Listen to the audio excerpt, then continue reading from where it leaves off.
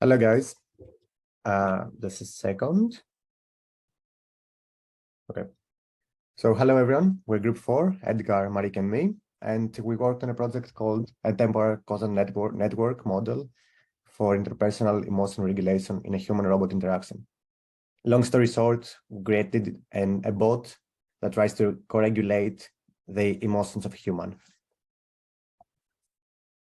As we can see on the right side, emotional AI is really accomplished right now. So we see this is Will Smith, if I'm not mistaken, from Oscars 2022, where he slapped Chris Rock. And we see on the right side of the GIF an analysis of his emotion, an emotion detection algorithm that analyzes the emotions. So we can see that the AI can sense and understand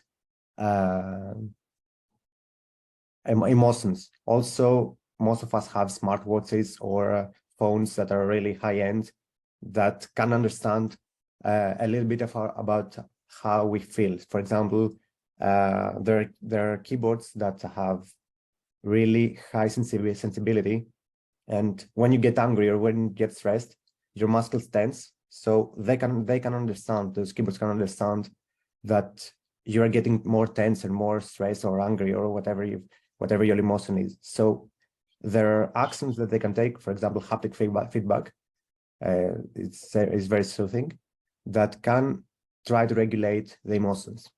And this is basically what we did in this project. Also, this is just an idea of, this is from 2011. This is from MIT Media Lab, and they created an algorithm. This is real time as well. The one with Chris Rock, with Will Smith, sorry, is not real time, but this is real time, and this is from 2011. This is from a corridor in MIT where students would pass, and at the same time, the algorithm would run a facial recognition, a facial recognition algorithm, and it would try to understand what they would feel, if they would feel nice or not. A bit of theoretical background, just for an idea what we do here. We all know emotional regulation. What does that mean? But scientifically speaking, emotional regulation refers to the processes by which we influence the occurrence, duration, and intensity of subjective experience, expression, and physiological arousal associated with emotions. And co-regulation refers to the two. Co-regulation, in more intuitive terms, is when two parties form a group to regulate one's emotions. So, but scientifically, it means that two parties form a dyadic emotional system and co-construct optimal affective states during social interactions. In this project, we created a bot that tries to regulate the emotions of a human. So, Edgar? Yes. Yeah, so basically, the co-regulation is a form of interpersonal emotion regulation. And what we try to build here is we try to model a human, and as we call a synthetic human, so the bot. We try to replicate the mental states exactly equal on both. So here you can see that we have word state affecting both the human, and there is word state affecting the bot. Then inside of the person mind, let's call it like that, we have the emotion regulation cycle. So here we can see that most of the connections go to the preparation state. So there is the simulation of the effects of that emotion in the person happening in this preparation state. By the way, this is a very oversimplified model, of course. There is no sensory representation states here. We try to really build the basic model to validate our idea behind the emotion regulation or the co-regulation between two persons. In this case, we we expand that to consider that the other person would be a robot. So we're trying to actually create an environment in which someone could get assistance for regulating their emotions, even without someone else have been in the place. So it could be through a physical bot or through an app, or in this case, we are simulating the bot as exactly the same states, and we added this ES state, which is the expressed state. This is the state that creates the interface between those two persons. And what the human sees is the expressed emotions of the bot, and what the bot sees is the expressed emotions of the human. So this is what Filippo's show, that the AI already reached that level, so we can take that freedom. And one interesting thing here that we model is the human is initially distressed, so we want to treat that emotion. And by being distressed, this human is with its emotion control affected, so it's not performing well. So the emotion regulation in the human is not working perfectly. It's and we consider the bot to start being neutral. Maybe you can go to the next step, Philippos. Yes. So here we this is basically the role matrices that we created. And here you can see that the human has a low connection weight from the mental state to the control state. This is the control state itself works exactly the same way in the bot and in the human, but as the human is affected by his or her emotion and this distress level that is high, we consider that the connections to this control state are very low. Way lower than the bot. You can see that it is we set to like 10% of the connections to the human. Human is A and bot is B in this list.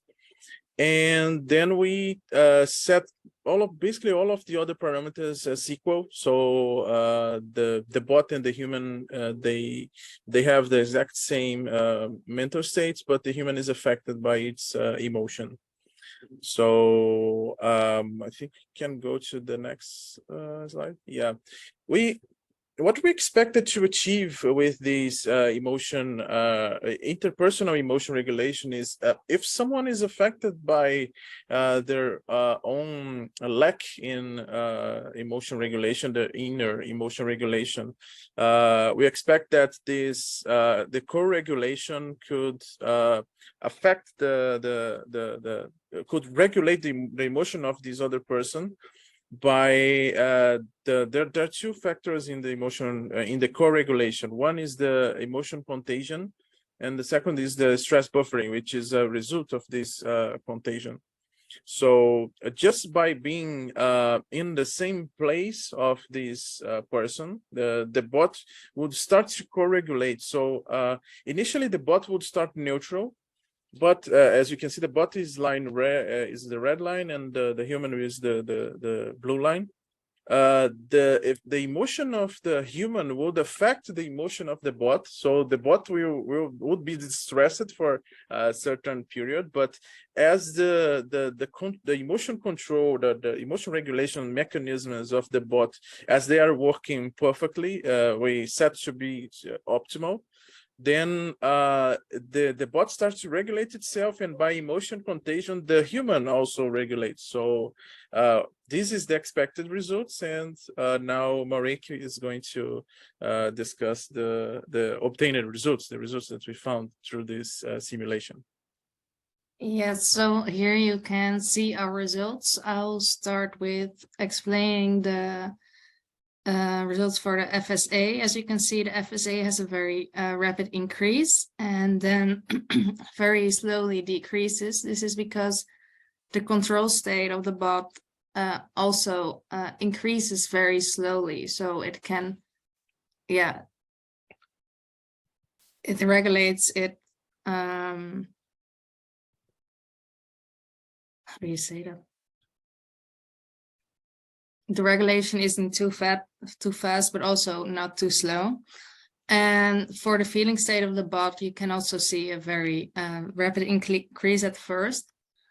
But this decreases very fast because the control in the bot is very good. So it will go back to its normal level very quickly. As with the feeling state of the human, it's probably slower because the control state of the human itself is not optimal. Yeah, you can go to the next slide, then the conclusions. Here, I want to first make the comparison between our expected results and our achieved results. First, you can see a very clear distinction in the decrease of the intensity of the felt emotion of both the human and the bot. As we expected that the feeling state for the human and the bot would decrease, but stabilize at a certain point, which wouldn't be zero. But in our achieved results, there's actually a tipping point at which you can mainly see that for the feeling state A, there's suddenly a very rapid decrease in the feeling up to 0. The second important difference is that we didn't take in mind that the human would also be affected by the felt emotions by the bot. So probably the felt emotion of the human, the highest value is a bit higher because it also is affected in a way by expression of the emotion of the bot. Then the next steps would be to explore how to make the emotion control by the human, by the bot in the human more realistic, as it would not be ideal if the human would be more distressed because it feels the increase of the felt emotion in the bot. Then possibilities for further research. First, we'd like to specify the emotion expression state, because right now it's just defined as expressed emotion, but probably if you define the expressed emotion as like a touch on the shoulder or a hug, it would give different results. And we also would like to make the model more adaptive, especially the connections between the human and the bot, as this would probably affect our model a bit. Yeah, the next slide. Then for the discussion, as already said, it is necessary to compare the emotion regulation in the human with and without the interference of the bot, as this might make a difference. And as in our current model, the mental states for the emotion regulation loop in both the bot and the human are the same. And however, it was assumed that internal emotion regulation in the human was very low. So in this model, the human would not have been able to regulate its own emotions, while in real life, this might differ between people. And you can go to the next slide. And this was the end of our presentation. Are there any questions?